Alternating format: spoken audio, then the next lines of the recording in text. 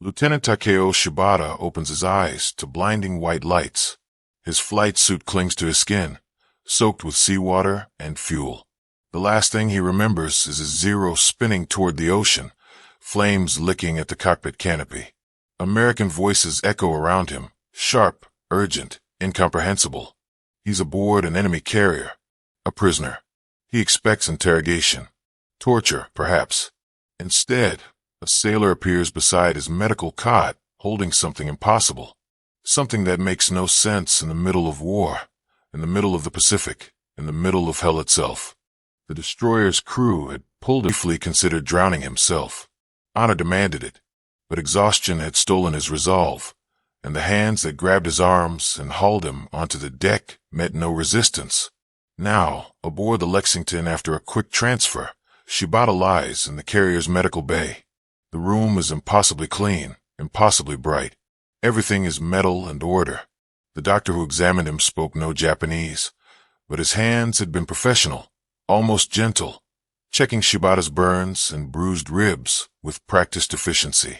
No beatings, no shouting, just treatment. The ship hums beneath him with power.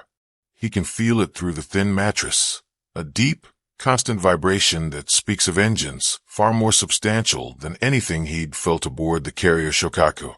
The air itself feels different here. Cool. Processed. Back home, the ventilation systems on Japanese carriers had been failing for months, breaking down from overuse and lack of replacement parts. Here, cold air flows from vents in the ceiling as if it costs nothing to produce. A young sailor, barely 20, with red hair and freckles, approaches with that bowl. He sets it on the small table beside the cot, then uses exaggerated hand gestures, spooning invisible food into his mouth, smiling. The message is clear, eat. Shibata stares at the pale substance. Ice cream. He knows what it is. He'd had it once in Tokyo before the war, at a Western-style cafe his sister had dragged him to. But that was another lifetime. That was when Japan still imported luxuries, when the world hadn't yet collapsed into fire and metal. The sailor waits, still smiling, then eventually walks away when Shibata doesn't move. The ice cream begins to melt, white pooling around the edges. Shibata watches it with something approaching horror. They have ice cream, on a warship, in the middle of the Pacific, while Japan's cities are being bombed into ash, while his own carrier group has been surviving on half rations and rice mixed with sawdust to stretch supplies. The Americans are making ice cream. He had known the United States was wealthy. Everyone knew. But knowing it intellectually and confronting the physical reality are entirely different experiences. This single bowl represents a chain of impossibilities. The refrigeration systems to freeze it, the power to run those systems continuously, the supply chains to deliver cream and sugar across thousands of miles of ocean, the sheer abundance that makes such frivolity conceivable during wartime. Shibata closes his eyes. Behind his eyelids, he sees his squadron. 8 Zeros that left the carrier that morning. He'd watched 3 go down in flames. He doesn't know what happened to the others. Probably dead. Almost certainly dead. And he's here, being offered ice cream by children who look too young to shave. The war, he realizes with sudden, crushing certainty, is already over. Japan just hasn't admitted it yet. 3 decks below Shibata's medical bay, Seaman First Class Robert Mitchell stands in front of a machine that would seem fantastical to any Japanese sailor. The soft-serve ice cream dispenser gleams under fluorescent lights, all chrome and white enamel, producing a steady stream of vanilla into waiting cones.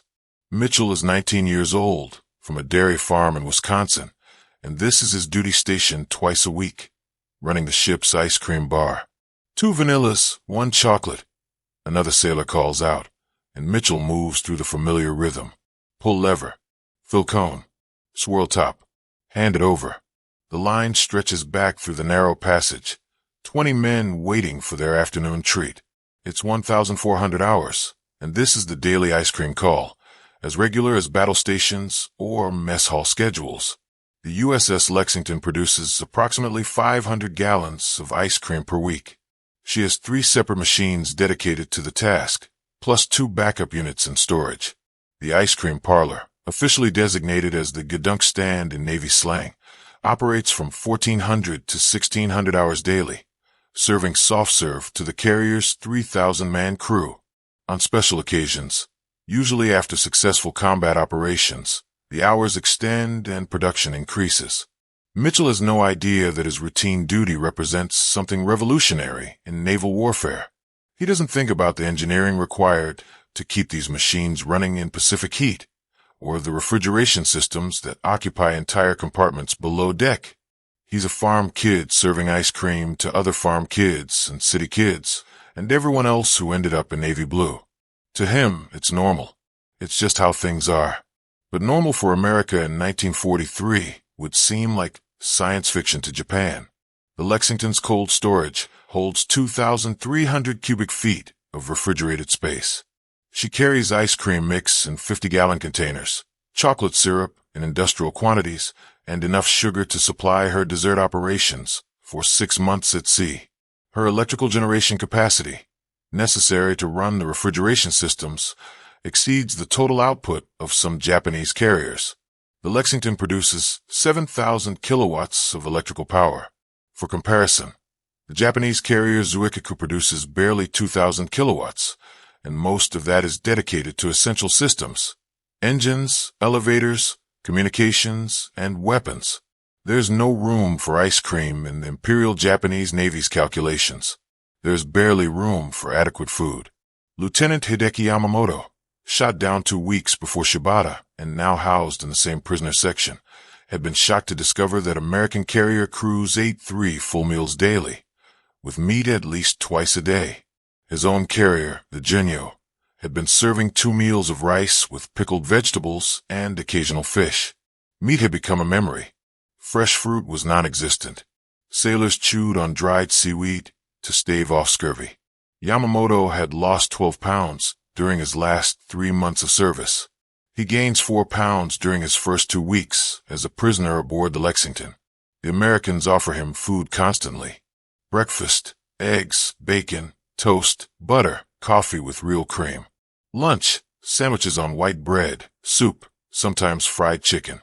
Dinner, roasts, potatoes, vegetables that aren't rotting, pie for dessert. The quantities are incomprehensible, and they throw food away. Actual food, tossed into waste bins, because someone took too much and couldn't finish it. Yamamoto watches an American sailor dump half a sandwich into the trash and feels something break inside his understanding of the war. He thinks of his younger brother, serving on a destroyer somewhere in the South Pacific, probably eating watery rice, and dreaming of the fish they used to catch in the stream behind their childhood home.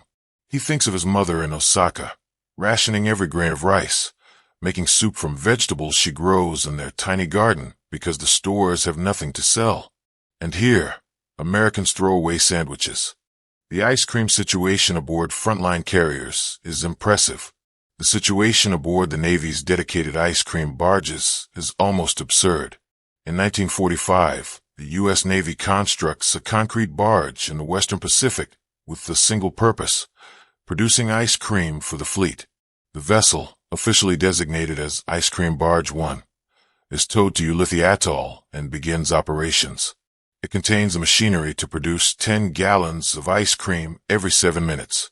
The barge can store 2,000 gallons of finished product at a time and serves as a floating ice cream factory, supplying smaller vessels that lack their own production capabilities.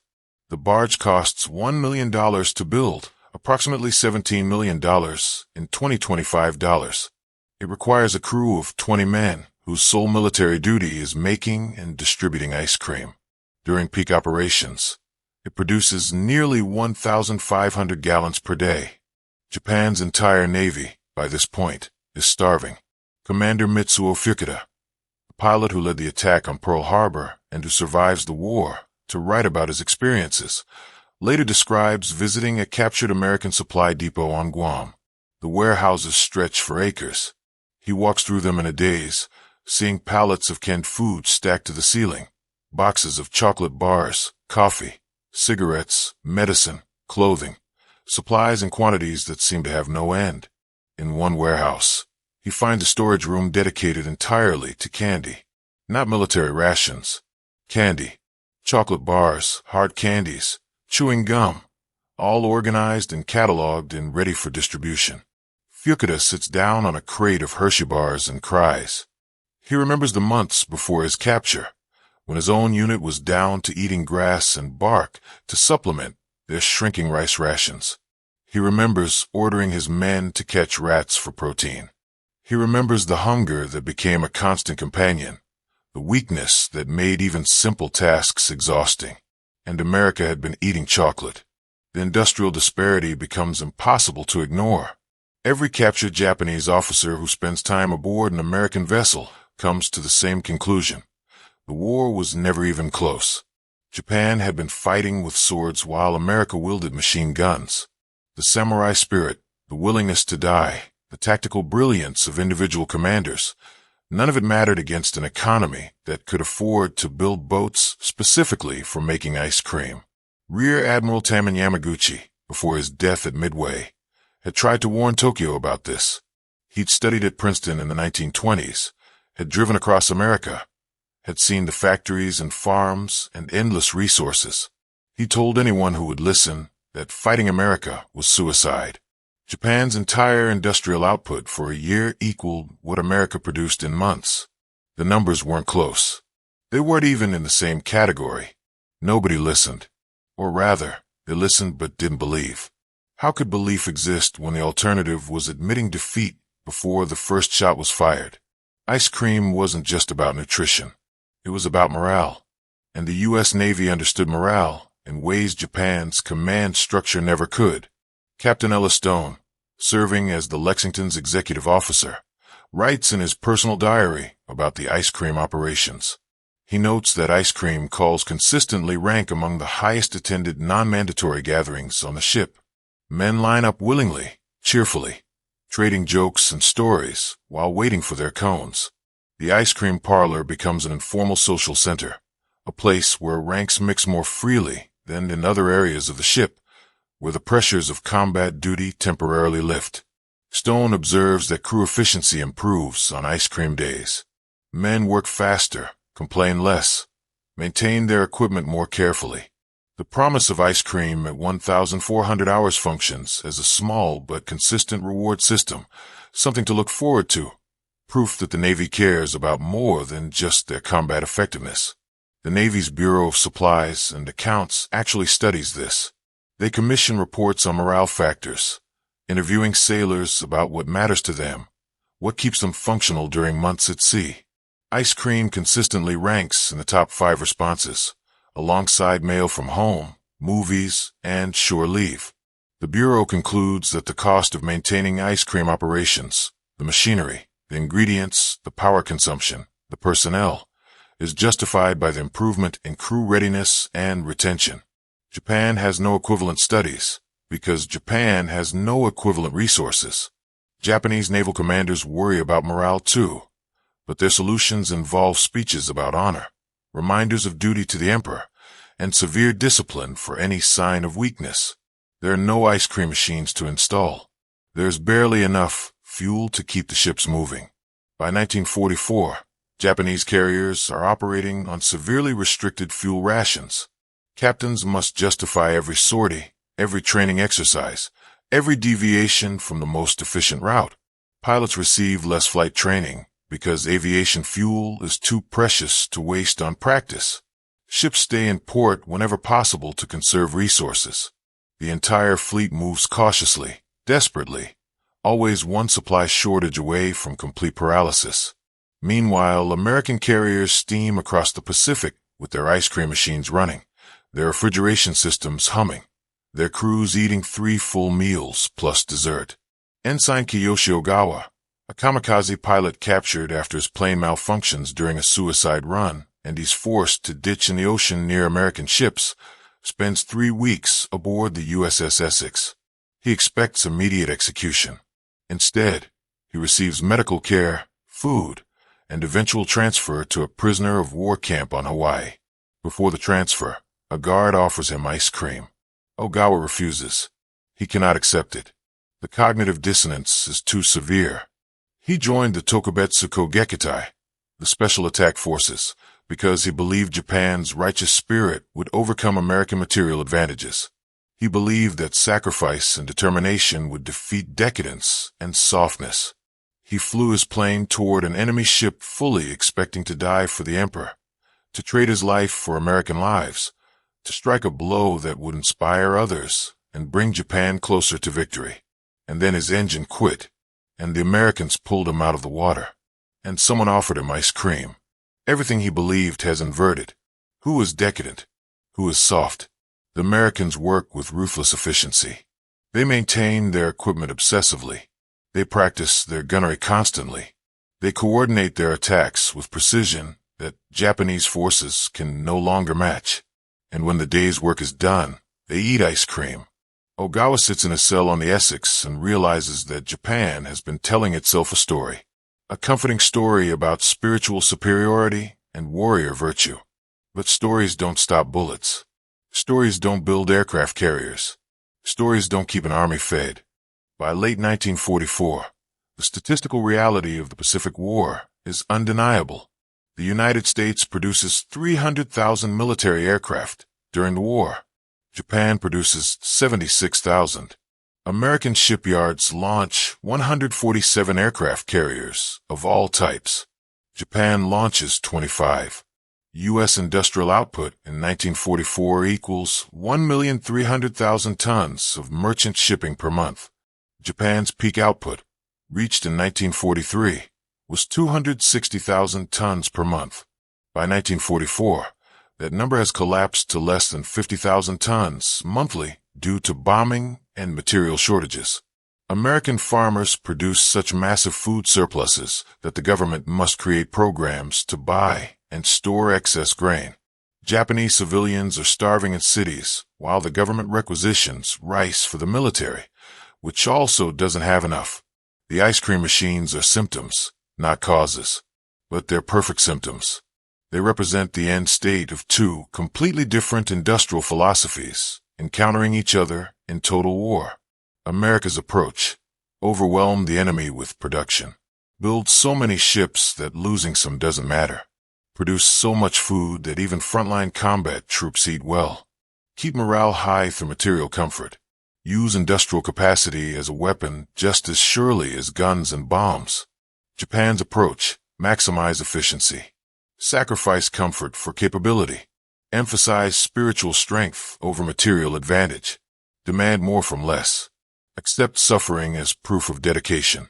One philosophy runs on factories and supply chains. The other runs on willpower and denial. When they collide, the outcome isn't really in doubt. Lieutenant Commander Shigeru Itaya, a veteran pilot who'd fought since Pearl Harbor, is pulled from the water after the Battle of the Philippine Sea. He's been flying for 3 years with minimal leave, watching his fellow pilots die in increasing numbers, seeing Japan's carrier force shrink from formidable to pathetic. He knows they're losing. Everyone knows. But knowing it and seeing it confirmed through ice cream are different experiences. An American officer interviews him, asking about Japanese carrier operations. Itaya answers honestly because, at this point, what does it matter? He describes the food situation. Rice twice daily usually. Sometimes sweet potatoes. Occasionally fish if they were near land. Never enough. Always hungry. Pilots were losing weight, losing focus, losing the edge that kept them alive in combat. The officer takes notes and nods sympathetically. Then he offers Itaya a cigarette, American tobacco, fresh and strong, and asks if he'd like anything from the galley. Soup, sandwich, coffee. Itaya asks what's available. Whatever you want, the officer says. The galley's open 24 hours. We've got pretty much everything. That's when Itaya understands, not just that Japan is losing, but why it never had a chance. The Americans treat war like a logistics problem. They solve for supply chains and production capacity. They make sure their soldiers are fed and comfortable because comfortable soldiers fight better. It's not soft. It's smart. Japan treated war like the spiritual test. Suffering proved virtue. Hunger demonstrated dedication. The willingness to die for the emperor mattered more than the ability to maintain equipment or feed troops. It was noble. It was beautiful. It was completely inadequate against an opponent who viewed war as an industrial process to be optimized. August 1945. The war ends. Japanese prisoners aboard American vessels hear the news with mixed reactions. Relief that the dying will stop. Shame that they survived to see surrender. Confusion about what comes next. Lieutenant Takeo Shibata, who'd been pulled from the water nearly 2 years earlier, has spent his captivity aboard various American vessels before being transferred to a POW camp in California. He's gained weight. He's healthy. He's learned some English. And he's developed a complicated relationship with American abundance. The ice cream still bothers him. It shouldn't. It's just dessert. Just a minor luxury that says nothing about the moral character of either nation. But it does say something about capacity, about resources, about the vast gulf between what America could do and what Japan could barely dream of doing. When Shibata returns to Japan in late 1945, the country is ruins. Tokyo is ash and rubble. Hiroshima and Nagasaki are atomic shadows. Cities across the home islands show the scars of firebombing campaigns. People are starving. The black market thrives because legal channels have collapsed. Children beg for food from American occupation soldiers who hand out chocolate bars and chewing gum. Shibata walks through Yokohama's destroyed streets and sees American supply ships in the harbor, unloading food aid. The same navy that devastated Japan now feeds it. The same industrial capacity that built ice cream barges now delivers rice and wheat to prevent mass starvation. The occupation is surprisingly gentle, or perhaps just surprisingly competent. Either way, it's more ice cream, metaphorically speaking. Another demonstration that America possesses resources beyond comprehension. He meets former squadron mates in a shabby bar that serves watered-down sake. They drink and remember the ones who didn't come back. Someone asks Shibata about his time as a prisoner. He tries to explain the ice cream, the food, casual abundance. His friends don't believe him. Or they believe him, but can't process it. How do you integrate that information into a worldview built on sacrifice and scarcity? They had machines that made ice cream, Shibata says. On the carriers. While we were fighting them, they were eating ice cream. One of his friends laughs bitterly. Of course they did. They had everything. We had nothing. And we still attacked them. What were we thinking? Nobody answers because the answer is too painful. They were thinking that spirit could overcome matter, that determination could defeat abundance, that the warrior's code would prove superior to the merchant's calculations. They were wrong. The war proved it definitively. But admitting that means admitting that all the death, all the suffering, all the sacrifice was for nothing, that they lost before they started. The ice cream story becomes a minor footnote in Pacific War histories. Most accounts focus on battles and strategies, on commanders and casualties, on the big moments that shaped the conflict's outcome. But for the Japanese pilots and sailors who experienced American captivity, the ice cream remained vivid. It symbolized everything they'd been fighting against and everything they couldn't match. In post-war interviews, captured Japanese officers consistently mention American food as one of their most shocking discoveries. Some describe it as their first hint that Japan couldn't win. Others point to the waste, the sheer casual disposal of food that would have been precious beyond measure aboard Japanese vessels. Almost all of them mention ice cream specifically. The United States Navy continues operating ice cream facilities throughout the Cold War. The tradition becomes part of naval culture, a marker of American abundance and a morale tool that proved its worth during the Pacific Campaign. Modern carriers still serve ice cream, though the machines are more sophisticated now, the flavors more varied. The principle remains the same. Take care of your sailors, give them small comforts, remind them that their nation values their service enough to provide more than just minimum necessities. Japan rebuilds. The post-war economic miracle transforms the nation from ruins to prosperity. By the 1970s, Japan has ice cream parlors too, and restaurants, and abundance that would have seemed impossible in 1945. The Hunger Years fade into history, remembered by the old but increasingly distant for younger generations. But the men who flew Zeros and Kates and Vals, who served on carriers with names like Akagi and Kaga, who fought until the bitter end and survived. They remember. They remember being hungry. They remember the sawdust in their rice. And they remember the moment they realized that Japan was fighting an opponent who could afford to make ice cream on warships while simultaneously building a 1,000-ship navy and feeding a 1,000,000-man army. Former Commander Fukuda, who led the Pearl Harbor attack and lived to write extensively about the war, includes the ice cream barge story in his memoirs. He uses it to illustrate the industrial gap, the impossible disparity that Japan's leadership either didn't understand or understood and attacked anyway out of desperation. In his telling, the ice cream becomes a symbol of American power, not the crude power of bombs and bullets, but the deeper power of an economy so robust that it could wage total war while maintaining quality of life for its troops. We never had a chance, Fukuda writes. I knew it after Midway. I should have known it before Pearl Harbor. But until I saw the American supply depots, until I understood that they were eating ice cream while we were starving, I didn't grasp the full scale of our mistake. December 7th, 1941. Japan attacks Pearl Harbor with certainty in its righteousness and confidence in its warriors. The plan is brilliant. The execution is nearly flawless. American battleships burn. Thousands die. The Pacific Fleet reels from the blow. But the attack also awakens an industrial giant that Japan cannot comprehend. America's response isn't just military, it's industrial, economic, total. Factories convert to war production. Shipyards operate around the clock. Women join the workforce by the millions. The entire economy reorients toward a single goal, victory. Japan has no equivalent response available. Its industrial base is a fraction of America's. Its resource base depends on conquered territories that must be held against increasingly effective Allied pressure. Its population is smaller, its economy weaker, its technology less advanced in crucial areas like radar and logistics. The Imperial Japanese Navy understands this at some level. Admiral Isoroku Yamamoto, who planned the Pearl Harbor attack, famously warns that Japan can run wild for 6 months to a year, but after that, he has no confidence in victory.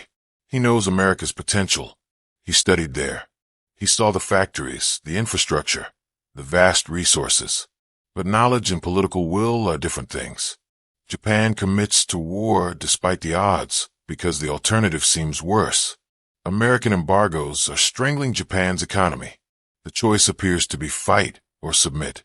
So Japan fights, and America builds ice cream barges. The ice cream isn't a joke. It's not a frivolous detail to be dismissed as trivial. It's evidence of a system functioning at such a high level that it can afford luxuries, even in combat zones. It's proof that American logistics work, that supply chains reach across oceans reliably, that the industrial base can support both essential and non-essential needs simultaneously.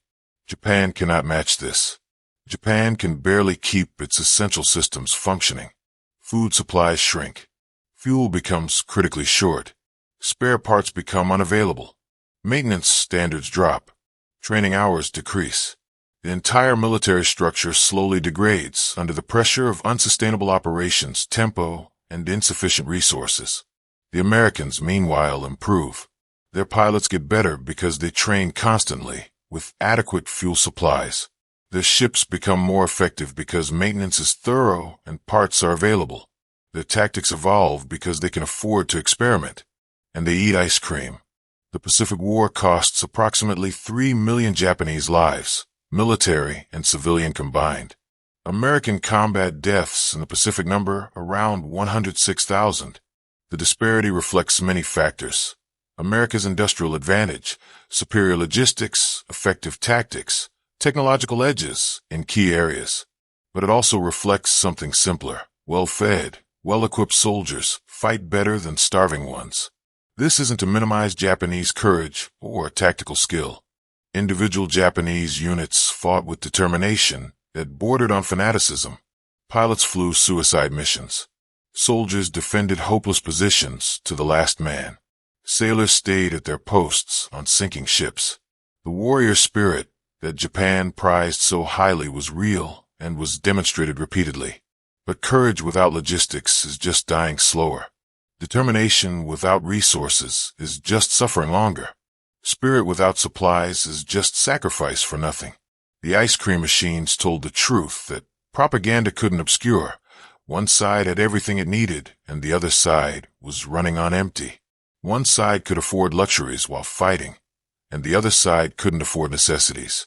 One side sailors gained weight during deployments, and the other side sailors slowly starved.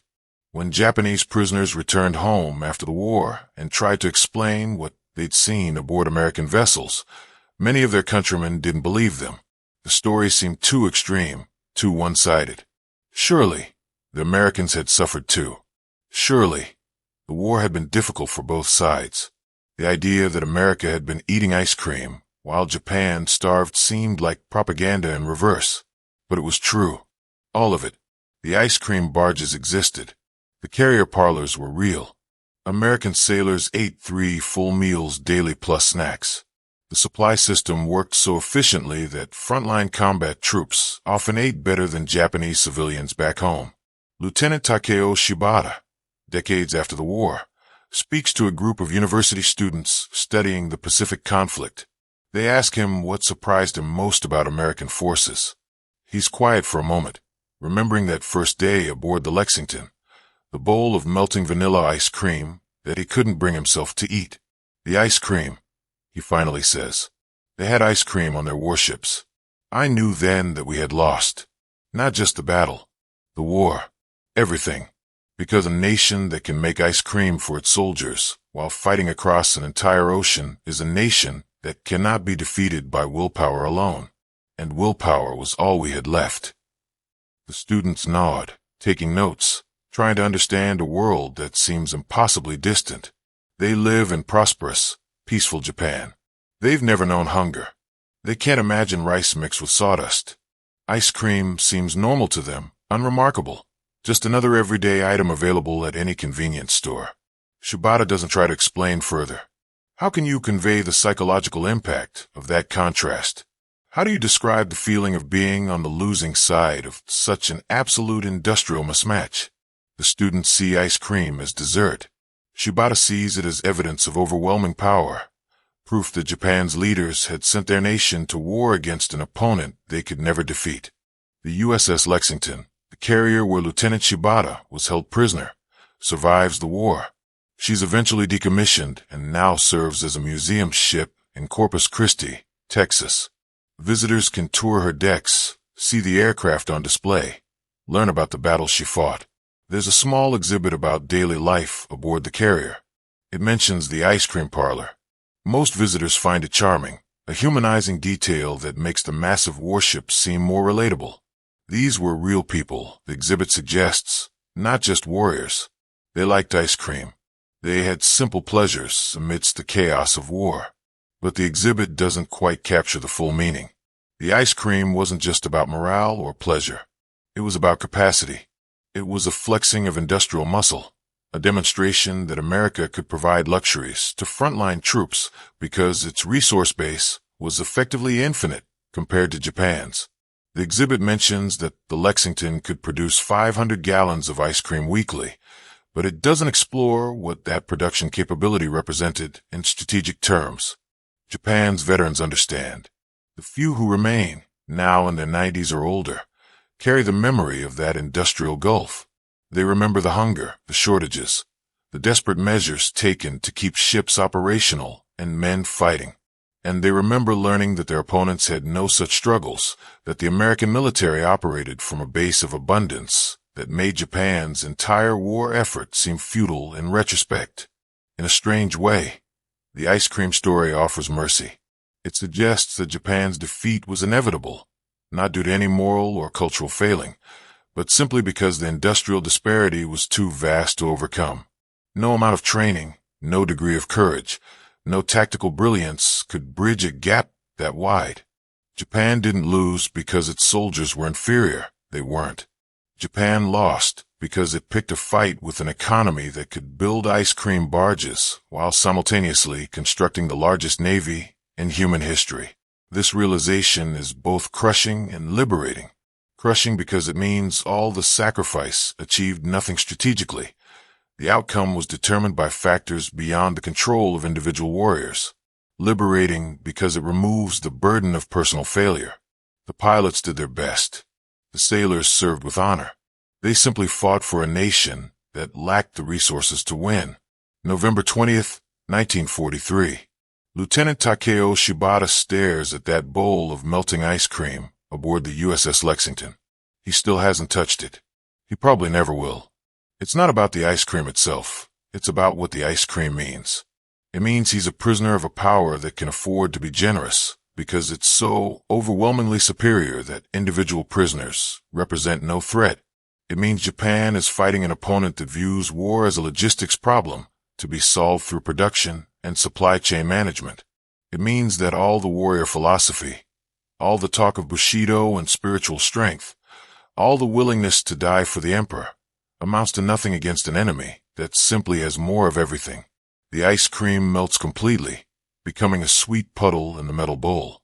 A medical orderly eventually takes it away, unfazed. There's more where that came from. There's always more. That's the point. That's the lesson. That's the truth that Shibata will carry for the rest of his life. The war continues for another 21 months after that November day. Hundreds of thousands more will die. Cities will burn. Atomic weapons will change warfare forever. But the outcome is already determined. It was always determined. Japan is fighting an opponent that has ice cream machines on its warships. And in the end, the side with ice cream wins. Not because ice cream provides tactical advantages. Not because dessert improves combat performance significantly.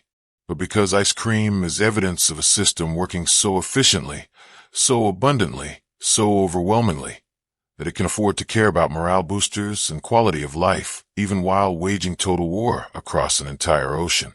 The bowl is removed. The medical bay continues its work. The carrier steams toward its next battle.